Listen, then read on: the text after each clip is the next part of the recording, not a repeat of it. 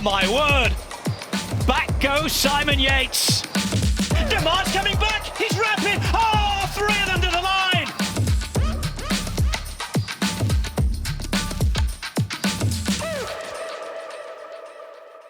Welcome back to the GCN Racing News Show. This week, the first full week of the Giro D'Italia did not disappoint, and after 9 stages, it feels like it's only just begun. I'll be going over 6 things that we learnt from the first block of stages in Italy. I'll also be looking back at the sprinting battle royale in the Tour of Hungary, Demi Delight at Itzulia, Basque country, plus Tro Bro Leon and the men's and women's Grand Prix de Morbihan.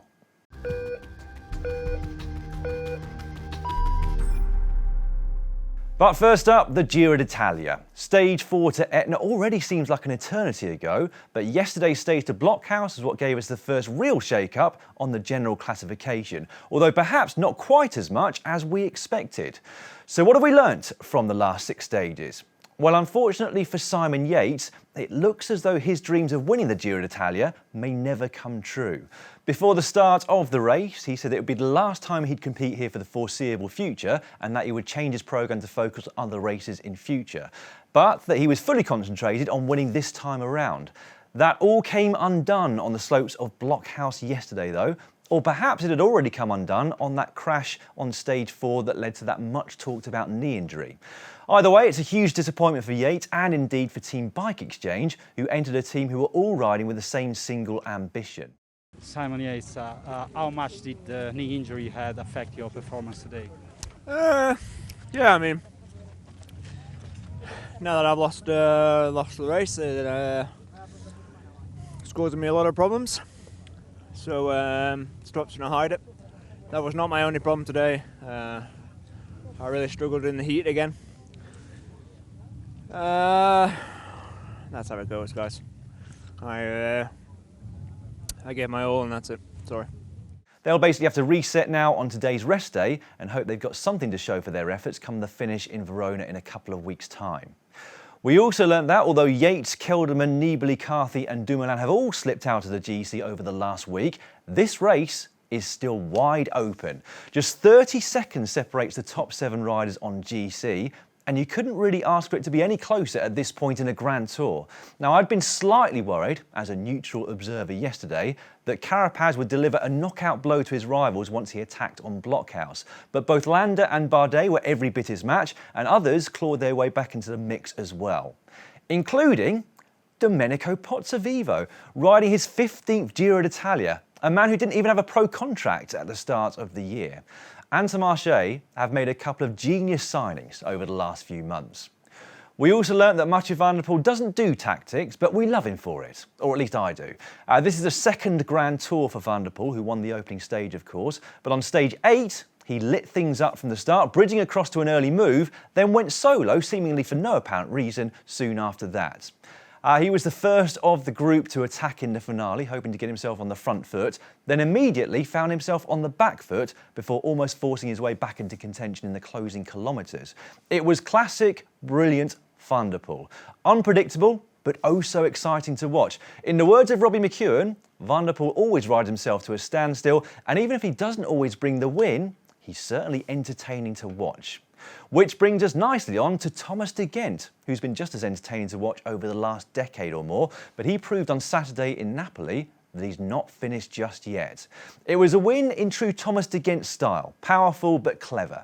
He countered as soon as Van der Poel was caught, knowing that everybody else would look at the Dutchman and Gourmet to chase, and it worked perfectly. And when that group of 4 was still away with 3Ks to go, he put his teammate Harm van Alkmaar on the front with the confidence that he'd win the sprint, which he duly did. That marked his first Grand Tour stage victory since stage 8 of the 2019 Tour de France into Saint-Étienne. Some thought he might never do it again, including de Gendt himself, who posted this tweet after his win on Saturday. Well written, well said, and well executed Thomas de Gendt. I love that. We also learnt earlier on in the week that Arnaud Démare is at his peak when it comes to sprinting. On stage 5, he won from a peloton that didn't include Ewan or Cavendish, but on stage 6, he did. But here comes Mirko through the centre. Bol now launching his sprint. They only start to see the finish line. Demar, who's boxed in the corner. It's Girmay, it's Cavendish and Ewan. Cavendish is at the front. Here comes Caleb Ewan. Caleb Ewan go to the finish. Demar's coming back. He's rapid. Oh, three of them to the line. That was his 86th win as a professional rider, but in my opinion, his most impressive, purely based on the riders that he beat. Yes, I know he's won Milano-San Remo, but to beat the best sprinter of all time and the man that many think is the fastest sprinter in the current peloton, it shows that Demar is at the very top of his game right now. So this is how things look on GC with 9 stages done and 11 still remaining. Juan Pedro Lopez remains in pink after valiantly defending his lead on Blockhouse yesterday. Now, I didn't expect him to be able to do that, but he proved me and many other doubters wrong. He holds a slender 12-second lead over Joao Almeida. Then it's Bardet, Carapaz, Hindley, Martin and Landa who fill the next spots. And just before I move on, I thought the opening part of Lopez's interview after yesterday's stage gave us a real insight into his personal character. Before all answer, I want to say sorry to San Omen because in one moment we are in tension.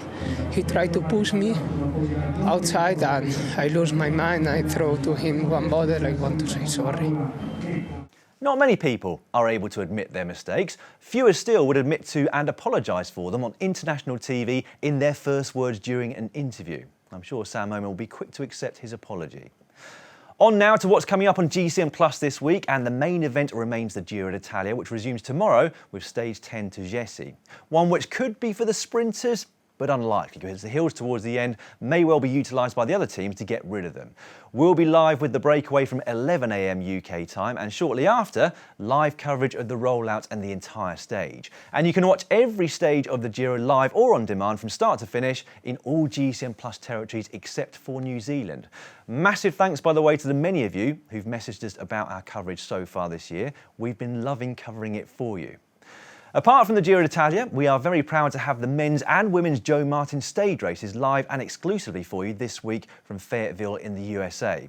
It starts on Thursday and there are 2 long road stages followed by a time trial and then a criterium on the 4th and final day. Sergio Henao, who announced his retirement from the sport at the end of last season, is amongst the riders competing there in a race that has been dominated by US riders over the last few years. Nielsen Powless and Robin Carpenter are won on the men's side, Chloe Dygart and Ruth Winder amongst the winners on the women's. We've also got the world of cycling out for you today on GCN Plus in case you do not know what to do with yourselves on the Giro rest day. Cy Richardson will be joined by Rob Hatch and Sean Kelly. Also this week, a whole host of one-day races, the Tour de Finistère and Veenendaal on Saturday, plus the Antwerp Ports Classic on Sunday. And we'll also have highlights of the Boucle de l'Orne just as soon as we can get it out on Sunday night or Monday morning. Talking of one-day races, it was Tro Bro Leon yesterday, the hipster cycling fans' favourite semi-classic. It takes place on the roads of northwestern France, but also the farm tracks. This is no Strade Bianche. They aren't smooth gravel tracks, they are proper off-road sections that were made even worse this year by heavy rainfall throughout much of the race. Last year's winner Connor Swift made a move off the front with 25 k's to go, soon to be joined by Luca Mozzato, Florian Vermeersch, plus Arkea Samsic teammate and local rider Laurent Pichon. Vermeersch suffered yet more bad luck with a puncture at 15 kilometres to go, and he was replaced in the front group by Hugo Hofstetter. That gave Arkea Samsic 3 riders in the front group of 4. Hard to lose from that position, although of course we have seen Quickstep manage to do it at Omloop Het Nieuwsblad in the past.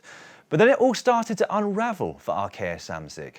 Swift didn't have the form of last year and was being distanced, while Pichon punctured and had a heartbreakingly slow wheel change at the side of the road. Thankfully for Arkea though, Swift was able to come back and set tempo at the front for his teammate Hofstetter, who in turn was able to finish off the job at the finish. This is about where Connor Swift went last year. Swift is done and he's gone. Hugo Hofstetter opening for the line. Can Luca Mozzato do anything? The Italian is on the wheel, but it's looking like Hugo Hofstetter has taken it for the Tro Bro Leon for the 2nd year in a row. I loved the reaction of Hofstetter after winning. A little jig after the finish line, that meant a lot. And you can understand why. He's been incredibly consistent this year, but he rarely wins. He'd had 13 top 5 results this season before yesterday, and now he's finally got a win.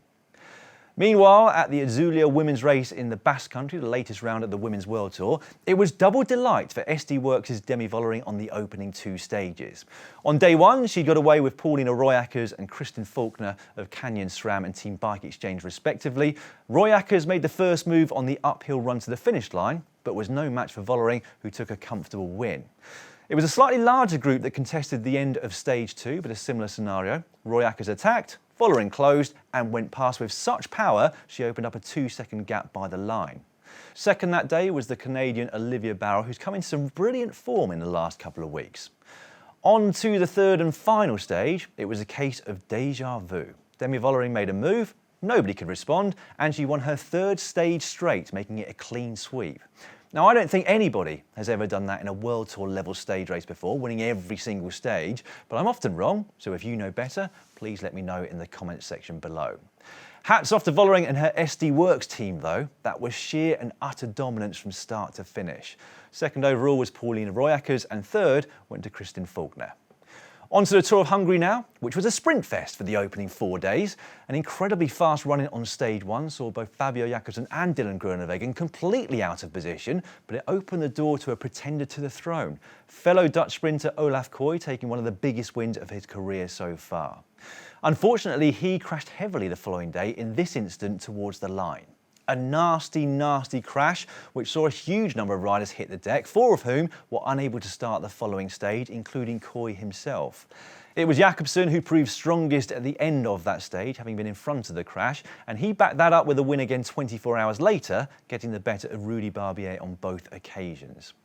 He didn't have it all his own way on stage 4 though. For the first time in the race, Team Bike Exchange managed to get Dylan Groenewegen into the right position on the lead into the finish, and he made Jakobsen look slow. Groenewegen goes one side, Jakobsen goes the other, and Groenewegen powers away. He's on the barriers. Can Jakobsen get back at him? What can Barbier do? Groenewegen wants to make amends. This is revenge par excellence for him, and wins by a number of bike lengths from the yellow jersey. When he gets it right, he really gets it right, doesn't he? Jakobsen did hold on to the yellow jersey going into the 5th and final stage, but given the hilly parcours, he stood little chance of holding on to it. And as expected, he was distanced early on the 12-kilometre climb to the finish at Kekesteto, the highest mountain in Hungary. Ineos Grenadiers' Ben Turner rode a solid tempo towards the top of the climb, setting up an attack from Eddie Dunbar. The Irishman took full advantage, although the stage win did in fact go to the young Trek rider Antonio Tiberi, who seems to enjoy this race. Dunbar crossed the line 2 seconds later, but with the Italian having lost a big chunk of time earlier on in the race, it was the Irishman who took the overall honours. And that was his 2nd GC victory of the season, after the Coppier Bartley in April. Now, Dunbar's contract at Ineos Grenadiers is coming to an end this year, and with Jumbo-Visma apparently in talks with him, that certainly won't have hindered the negotiations. Oscar Rodriguez of Movistar finished on the 2nd step of the podium, with Samuele Battistella on the 3rd. Back over to France now, where we had the men's and women's Grand Prix de Morbihan on Saturday, and I'm going to start with the latter, as it was one of the most impressive rides I've seen from anybody so far in 2022. 21-year-old New Zealander Ali Wollaston of AG Insurance NextG found herself in an elite group of 5 in the closing stages of the race, and that was whittled down to 3 inside the last couple of kilometres. The other 2 riders were both from FDJ, Grace Brown and Vittoria Guazzini, 2 very strong and experienced riders. However, despite their combined strength and experience, they could not get rid of Wollaston, and they couldn't beat her on the sprint to the line. You will not see many more deserved victories than that one, and judging by that performance, it's going to be the first of many for the New Zealander. Hopefully, by the time she's winning big, we'll actually be able to show those big races in New Zealand. That was seriously impressive. In the men's, Harry Sweeney of Lotto Soudal and Alexander Delette of Cofidis held on to a 10-second advantage going under the Flamme Rouge marking 1k to go, but they'd been reeled in just 200 metres later, setting up what looked to be a reduced bunch sprint. Julian Simon, though, of Total Energies had other ideas, putting in an incredibly powerful and very well-timed attack on the final climb, creating a gap that nobody was able to close. That was his 3rd win at this particular race, his first coming exactly 10 years ago.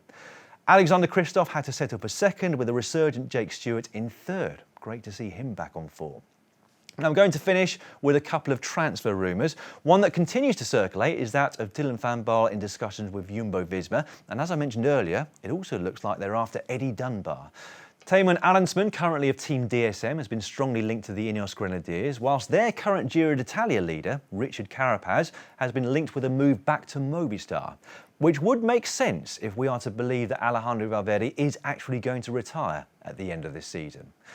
Right, I'm off to enjoy the rest of this rest day, but I hope to have your company again tomorrow as the Giro resumes in Pescara. Goodbye for now, though.